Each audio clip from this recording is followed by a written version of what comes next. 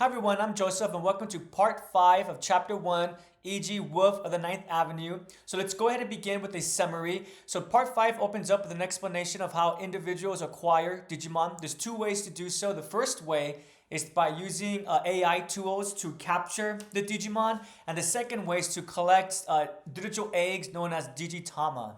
Beyond that, it's also explained that when Digimon die, their data serves as their soul, and that's actually reincarnated. The data returns to the digital world, and it's reborn again through a digitama or a digital egg. Before we continue, it's reiterated once again that the individuals within the world of Digimon Seekers, the researchers, there's not a lot known about the digital world, and even though they liken it to reincarnation, that's just the closest analogy that they could come up with, or the easiest way to explain it, but they're still not 100% sure. Beyond that, give me a quick second. Let me look at my notes. Pardon me, also my cat's with me. Yeah, so we don't know much more beyond that. After that, there's a slight page break, and there's a description of a setting, and the setting is known as the Lost Coast. Pardon me, the Last Coast. Excuse me. And within this Last Coast, it's described as being kind of a sewage area. It's a city-like area, very similar to a sewage center, and it's also described as being near an estuary. Excuse me, I probably did not pronounce that correctly. Estuar. Let me start over. Estuar. And if you guys don't know what that is, that's a tidal mouth of a large river where the tide meets the stream. So when I'm reading this, I'm actually imagining kind of like a sewage gate, a similar setting along those parameters. Excuse me. I can't pronounce things sometimes. Continuing forward, the reason why we're setting up this context is because, before we continue, it's explained that it's not fully understood why there's a sense of flow within the digital world. When I say flow, I mean that there seems to be a progression of time, seasons, weather, reflection of clouds, and so forth. And what's believed, the reason why that this is occurring is because there's a connection between the digital world and the real world, and they're having an influence upon one another. It's described as, because of this connection, that's why there's diversity within the digital world.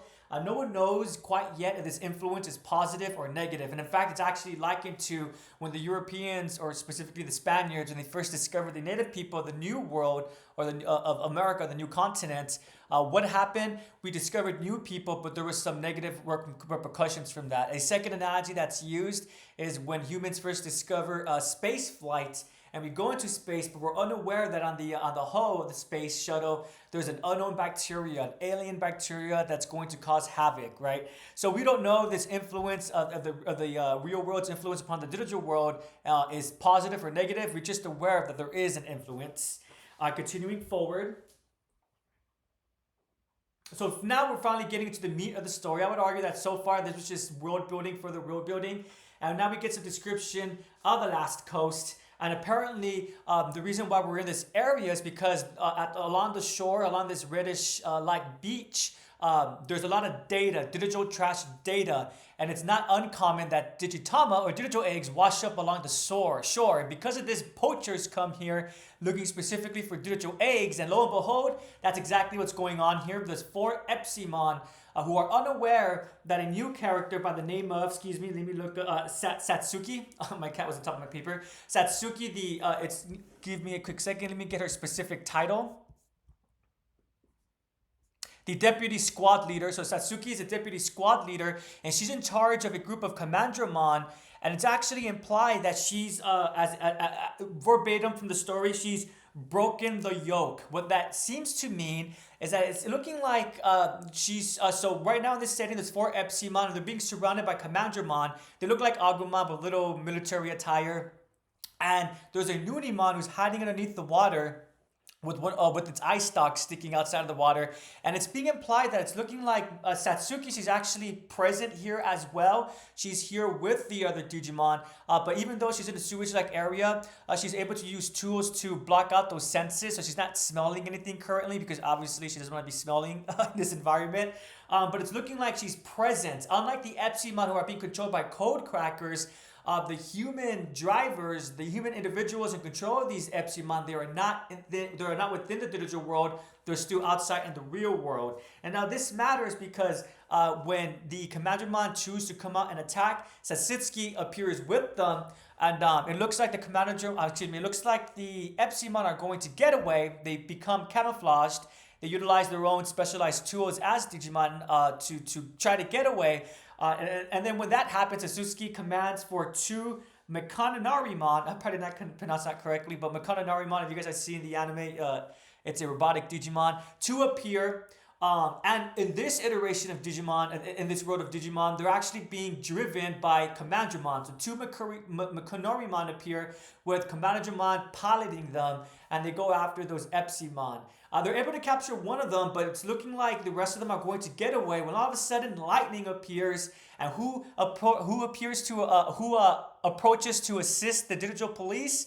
Postmon, and it gets revealed that there's a hacker with Postmon, a hacker who's like Satsuki, who's also broken through the yoke, and that's his partner, Postmon. And when Postmon appears, he zaps the rest of the Epsimon, and there's actually a cute little picture with Postmon standing on top of, victoriously standing on top, his foot on top of one of the Epsimon, and he goes ahead and states to, excuse me a quick second, let me go to the digital chapter, let me go to the chapter itself. Oh no, everyone, I thank you for your patience. I have 2 pages up, 1 page with a quote I wanted to look at, and I accidentally moved it. Give me a quick second, let me go back to the quote I want to review.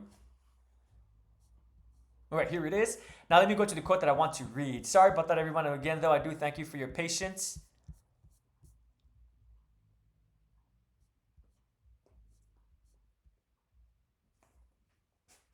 So after Postmon assists, everyone, the Commandramon are asking for what should they do, and she allows Postmon to go away because she's aware that this hacker is like Satsuki. And so now I'm reading from the chapter. Copy that, Deputy Squad Leader. Sorry, we're going over the K line. If you exceed the time limit, you'll be in trouble with the squad leader, and you'll be penalized with a pay cut. Yes, after you. And the Digimon, the subordinate reports quickly. Huh? Satsuki is now in an uncontrollable mood. The Digitama that had been lying on the beach earlier are now gone. And of course, they were stolen. Like a bolt of lightning. Postmon, hacker judge, give us back our evidence. And that's how the chapter ends. So even though Judge, it's seeming like he is on the side of the digital police, obviously he's an individual who has his own agenda. So that's the summary for part 5. Let's go ahead and get into the analysis of this section now. So I kind of discussed a little bit about Postmon and Judge, but we'll save that for the end. I want to back up a little bit and actually focus on some elements that was mentioned. So it's very light. But there's actually a mention to a philosopher. And so this is what I had earlier, but I lost the quote, but I did find it again. Give me a quick second. It's right here. So it is not the job of the police to determine right from wrong. And the area, there were many hidden agendas. Oh, no, excuse me. That's not the part.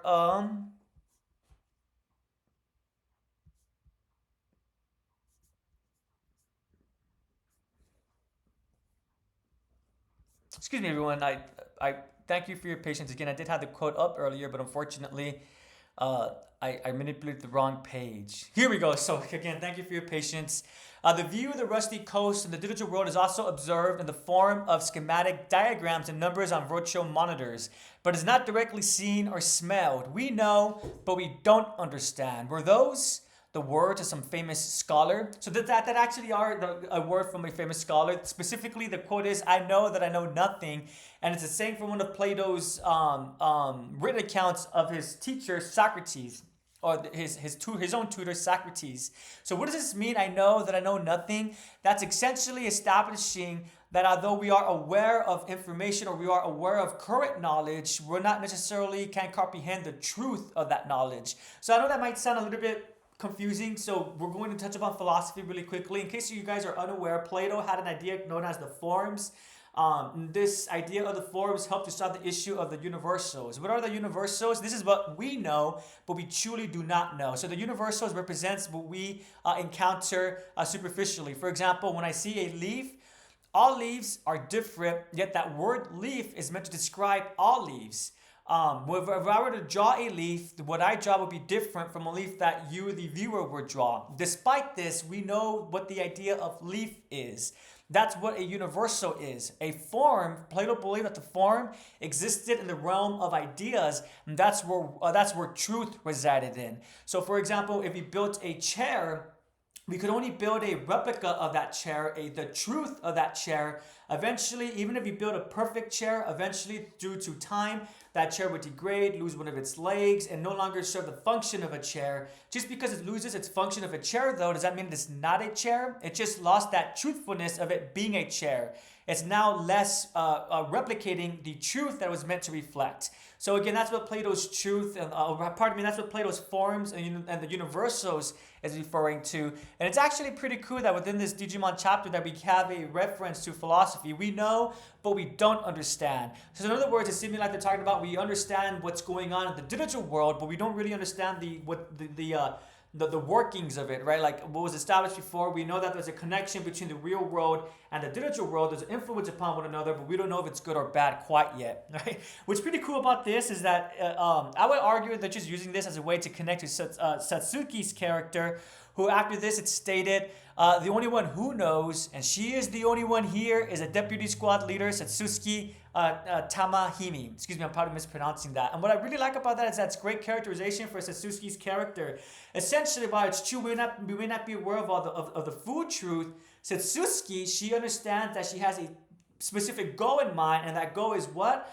To protect the digital world from individuals who are choosing to abuse Digimon, who are choosing to abuse what one can do within the digital world, right? So again, despite not knowing, Satsuki, she does know, and she's the one who's in charge currently, right? I really like that. That's really great characterization. Really gives a lot of agency to Satsuki's character. And since we're talking about her, let's skip to the end. After the situation, so I love how she's a very composed individual. She's obviously very... she allows the situation to influence her easily. But what I like about her is that despite that, being allowed to feel what's going on for the situation, she doesn't allow that to affect the way that she acts. She doesn't allow that to affect the way that she behaves. It seems like so far Satsuki is a very controlled individual. And even at the end, so I'm going to skip at the end now. After Judge, the hacker Judge, and Postman, quote unquote, steal those Digitama or the digital eggs, it's described. Give me a quick second. Satsuki is now in an uncontrollable mood. The Digimon that have been lying on the beach earlier are now gone, and of course, they were stolen. So the chapter ends right here, but wouldn't surprise me if, even though she's in an uncontrollable mood, I don't think she's letting it show in her expressions or in her actions. There's another part earlier that supports what I'm stating.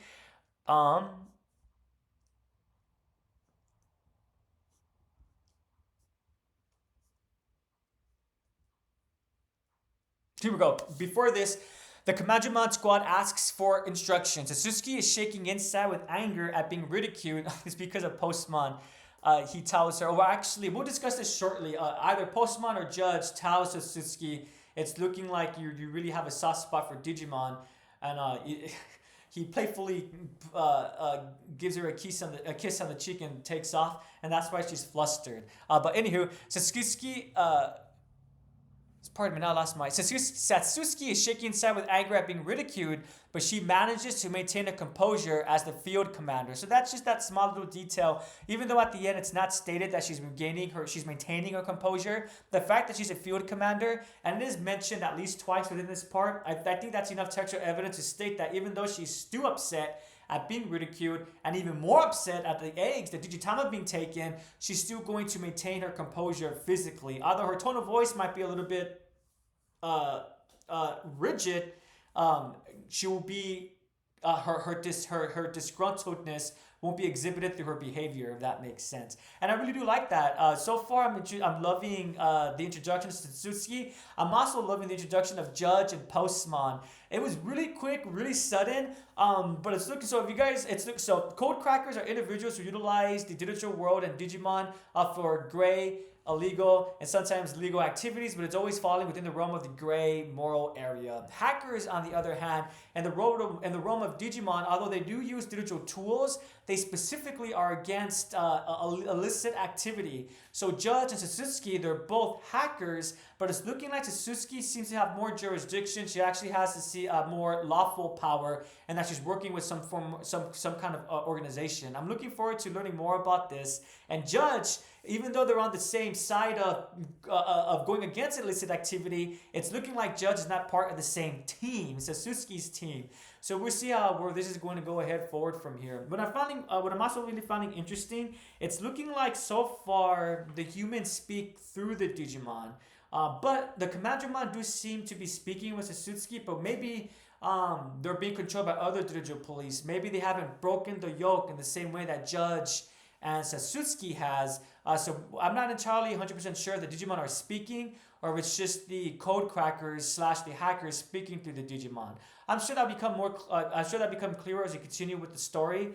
But yeah, let me just quickly look at my analytical notes, make sure everything is here that I want to discuss. Oh, a term that was also introduced, I should have discussed this in the summary, are bots. And bots are tools that's used to control Digimon. So that's what's going on with the Epsimon. Even though they're present, they're bots because of their code crackers. They're controlling them currently at that time. But despite being controlled by the code crackers, it's still looking like the Digimon are able to utilize their individual characteristics. That's what the Epsimon do when they go invisible, when they end up disappearing from the naked eye.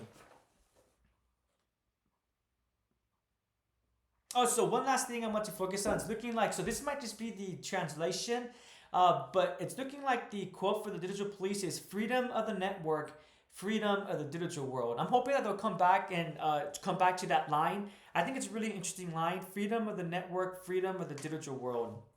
I'm not going to say much about that just because I'm not sure if that is the saying, the proper verbatim saying. The digital police, that was just a slightly wonky translation. With that being said, I think that's a good segue. I'm really enjoying, again, the world building. These code crackers, so it's implied that they're teenagers, they're high schoolers, and they're shocked that there's law enforcement, Japanese law enforcement, coming to apprehend them.